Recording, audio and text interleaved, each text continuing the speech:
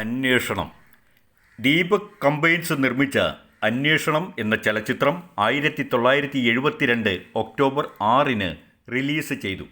കഥ, തിരക്കഥ എസ്.എൽ. പുരം, ഗാനങ്ങൾ ശ്രീകുമാരൻ തമ്പി, സംഗീതം എം.കെ. അർജുനൻ, ഗായകർ യേശുദാസ്, ജയചന്ദ്രൻ, എസ്. ജാനകി, പി. സുശീല, പി. മാധുരി, നസീർ, ശാരദ, വിജയശ്രീ, അടൂർ ഭാസി, ജോസ് പ്രകാശ്, ബെഹദൂർ, ശങ്കരാടി, കവിയൂർ പൊന്നമ്മ, സുജാത, ടി. എസ്. മുത്തയ്യ, ബേബി ഇന്ദിര മുതലായവർ ഈ ചിത്രത്തിൽ വേഷമിട്ടു. ക്യാമറ നമസ്. സംവിധാനം ശശികുമാർ. ഫസ്റ്റ് ക്ലാസും ഗോൾഡ് മെഡലും നേടിയാണ് ബിരുദമെടുത്തതെങ്കിലും രവീന്ദ്രൻ തൊഴിൽ രഹിതനാണ്. തൊഴിൽ അന്വേഷിച്ച് അയാൾ നഗരത്തിലെത്തി. സുഖജീവിതത്തിൽ വിരക്തി തോന്നി. മൂല്യങ്ങൾ ഉൾക്കൊള്ളുന്ന മനുഷ്യ ജീവിതത്തിൻ്റെ സന്തോഷവും സംതൃപ്തിയും തേടി വീട് വിട്ടിറങ്ങിയ പ്രിയംവദ. അവൾ എത്തിച്ചേർന്നതോ രവീന്ദ്രൻ്റെ താൽക്കാലിക വസതിയായ ചെറ്റക്കുടിലിലും. സുഖലോലുപതയിൽ കിട്ടാതിരുന്ന സന്തോഷം അവൾക്ക് ചെറുകുടിലിലെ പരുക്കൻ ബെഞ്ചിലും കട്ടൻ ചായയിലും പരിപ്പുവടയിലും കാണാൻ കഴിഞ്ഞു. യാദൃച്ഛികമായി കണ്ട ഒരു പത്രപരസ്യത്തിൽ നിന്നും പ്രിയംവദ ആരെന്ന് മനസ്സിലാക്കിയ രവീന്ദ്രൻ അവളെ അവളുടെ അച്ഛൻ എസ്.ആർ. പിള്ളയുടെ സമീപത്ത് എത്തിച്ചു.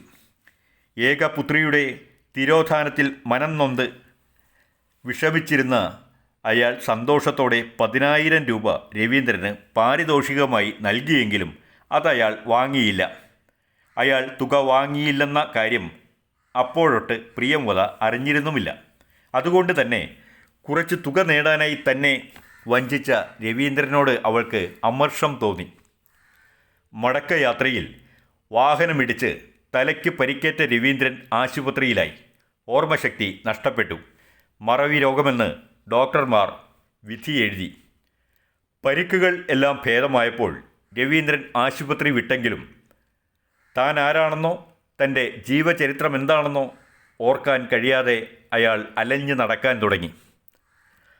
മണിമലയാറിൻ്റെ തീരത്ത് പൊന്നമ്മയും അവരുടെ ഏകപുത്രി വത്സലയും പൊന്നമ്മയുടെ സഹോദരനായ ശങ്കരപ്പിള്ളയുടെ സംരക്ഷണത്തിൽ കഴിഞ്ഞിരുന്നു. ശങ്കരപ്പിള്ളയുടെ ഭാര്യയാണ് വാസന്തി. വർഷങ്ങൾക്ക് മുമ്പ് മുണ്ടക്കയത്ത് റബ്ബർ തോട്ടം സ്ഥാപിക്കുവാൻ വന്ന ധനിക മുതലാളിയിൽ നിന്നും ഗർഭം ധരിച്ചുണ്ടായതാണ് അവളുടെ മകൾ വത്സല. ഒരു നാൾ മണിമല ആറ്റിലേക്ക് വീണു വത്സല.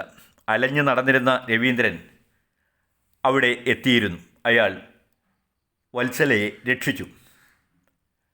അവർക്കെല്ലാം രവീന്ദ്രനെ മനസ്സിലായെങ്കിലും രവീന്ദ്രന് ഒന്നും ഓർക്കാനോ അവരെ മനസ്സിലാക്കാനോ കഴിഞ്ഞില്ല.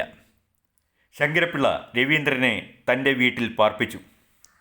തൻ്റെ ജീവൻ രക്ഷിച്ച രവീന്ദ്രന് വത്സല സ്നേഹത്തോടെ പരിചരണം നൽകി.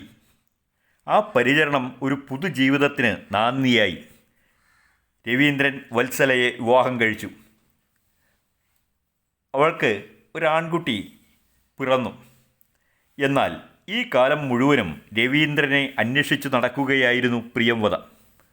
ഒരു ചെക്ക് മാറാൻ പട്ടണത്തിലേക്ക് പോയ രവീന്ദ്രൻ വീണ്ടും അപകടത്തിൽപ്പെടുകയും തലയ്ക്ക് പരിക്കേൽക്കുകയും ചെയ്തു.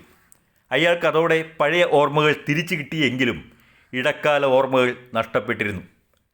രവിയെ അന്വേഷിച്ച് നടന്ന പ്രിയംവദ ആശുപത്രിയിൽ വച്ച് അയാളെ കണ്ടുമുട്ടി.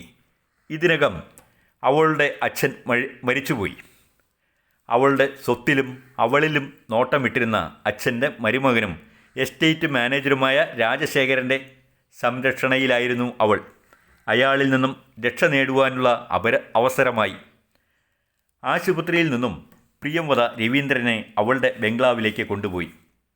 ചെക്ക് മാറാൻ പോയ രവീന്ദ്രനെ കാണാതെ വിഷമിച്ച വത്സല അയാളെ അന്വേഷിച്ചിറങ്ങുകയും ഒടുവിൽ പ്രിയംവദയുടെ ബംഗ്ലാവിലെത്തുകയും ചെയ്തു.